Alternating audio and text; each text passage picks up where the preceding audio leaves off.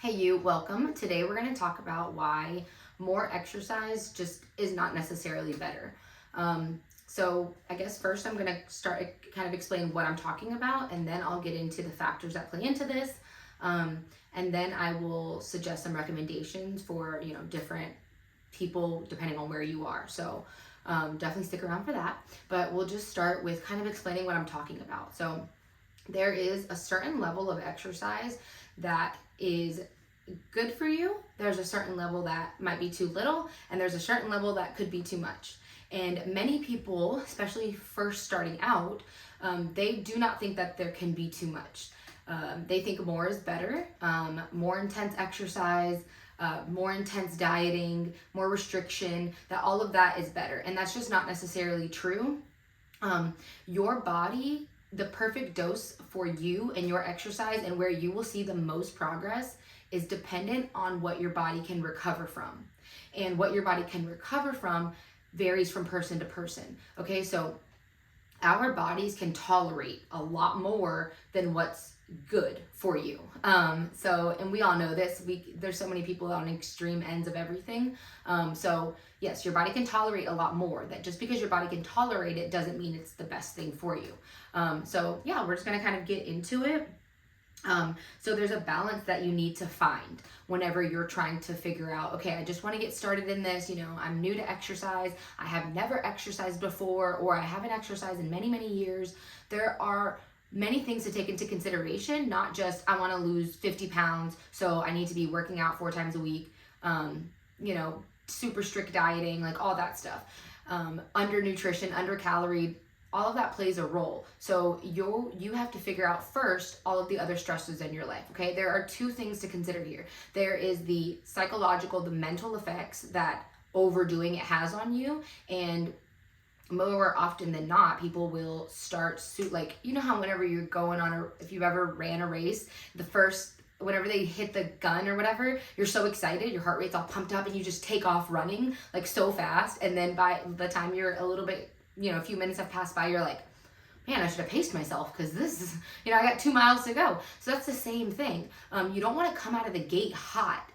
There's no benefit to doing that. That's the thing. There's more harm than any benefit, because the harm is you're not going to stick with it because it's too hard, and you're seeing little to no progress because it's too much work. So you will quit.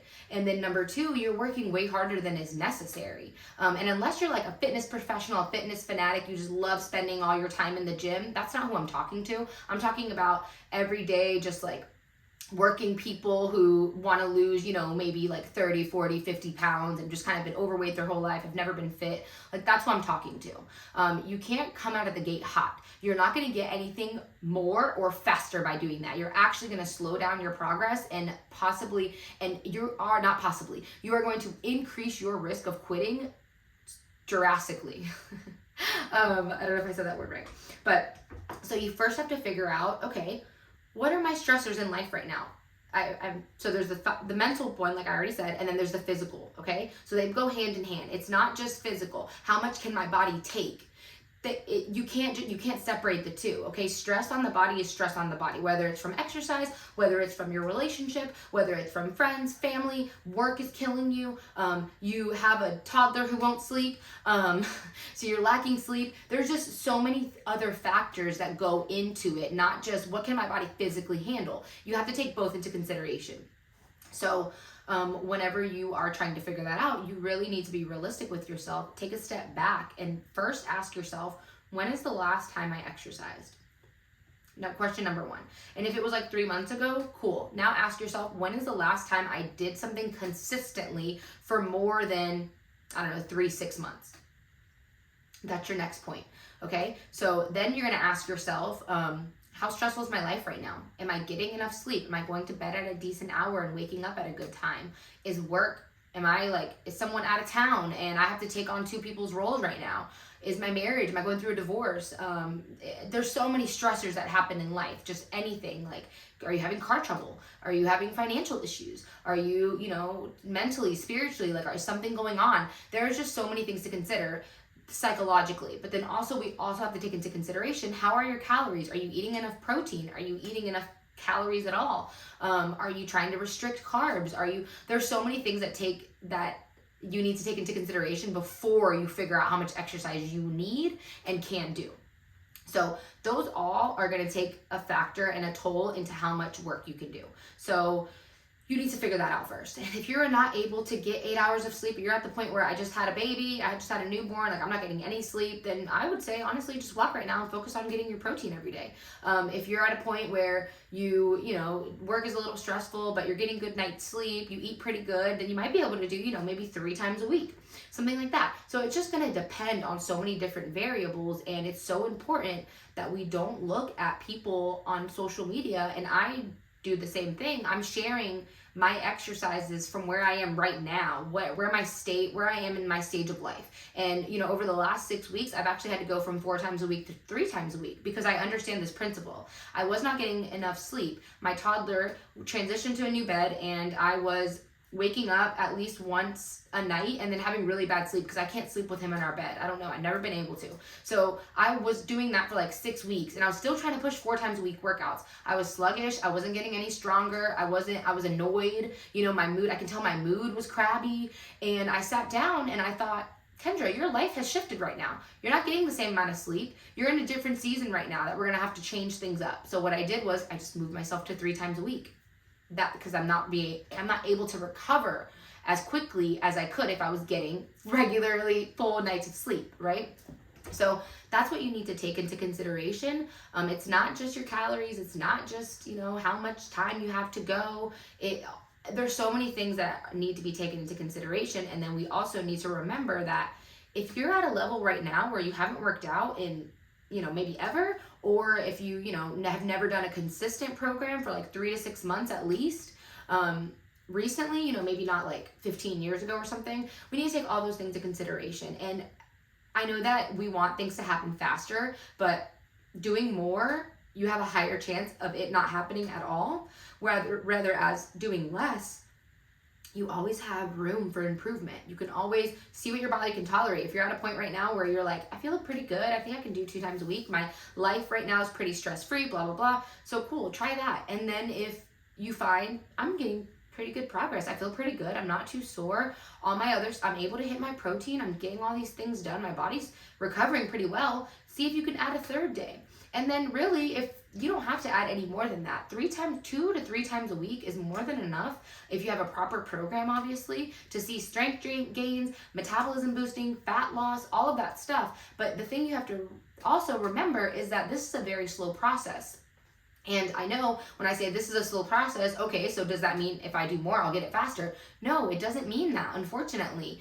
The shortcut, the long way is the shortcut, is what I like to say. Because yes, it might take you maybe like 6 months to a year if you're really, on it and you're trying to do your best to stay super consistent to build all these new habits, or maybe 2-3 years. But guess what? That's it. Now you have these habits for the rest of your life, and you never have to go through this beginning stage of trying to lose 20 or the same 20 pounds over and over again. So that's what we really have to take into consideration and kind of zoom out a little bit. I know it can be so hard, but just trust me, especially if you've been trying it a certain way for so long and you've never tried what I'm talking about, what do you have to lose?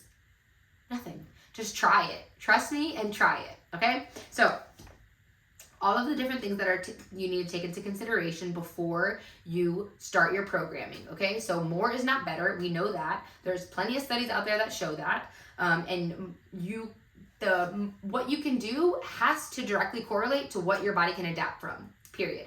You can't be not able to recover and your volume's way up here. And if you're recovering, your recovery is on point, but you're only training 1 to 2 days a week, then you might not see as fast progress. But that's okay, because you can always bump it up. I would focus the most on how efficiently you can recover, because we all know the whole process of muscle building, the benefits of the metabolism boosting, the fat loss, all of that stuff that happens from building muscle, from strength training, only happens if your body can adapt and recover from it.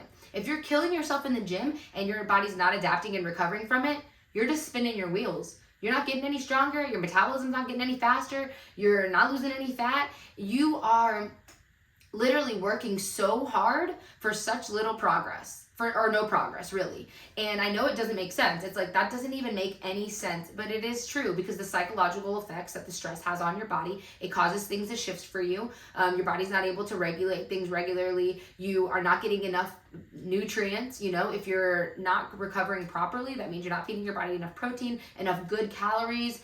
So you're maybe just fueling your body with like junk food and things like that. Your body's not able to recover from that.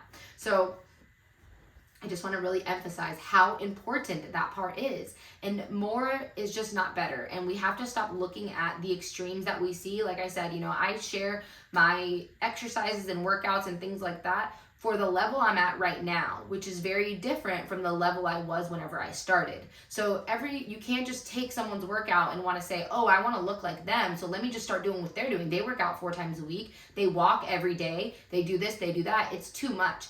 Let me say this another way.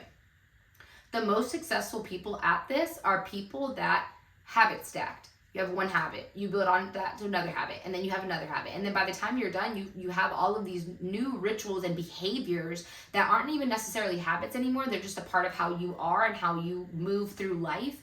And that is what makes it so much easier. So that's one thing, if I could save you from, because I've been there, done that. I don't speak about this from my high horse. I've been there, done that. I was the girl training 6-7 days a week for 2 hours a day.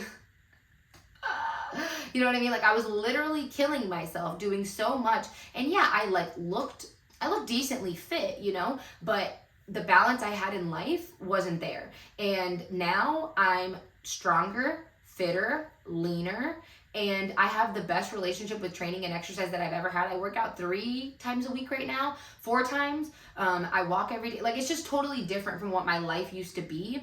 And if you are not in this for like a profession and you're, you know, just trying to be healthy and everything, your life cannot revolve around your diet or around your training.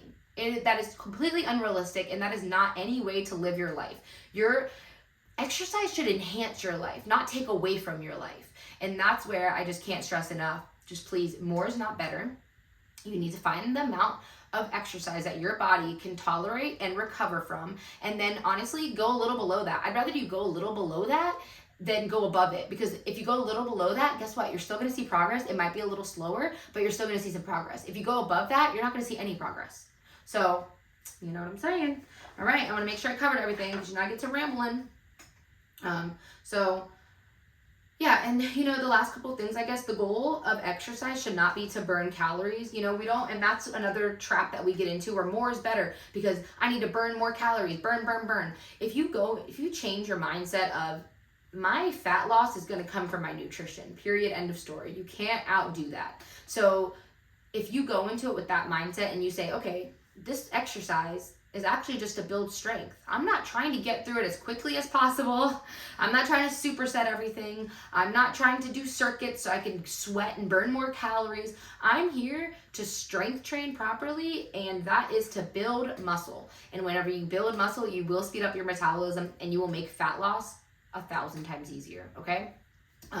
And yeah, so if you change that mindset of, I'm not going into the gym to sweat, that changes everything, because I used to be the one too, supersetting everything. I was in the gym to sweat. Like if I didn't have crotch sweat, no ma'am, I wasn't working hard enough. You know what I'm saying?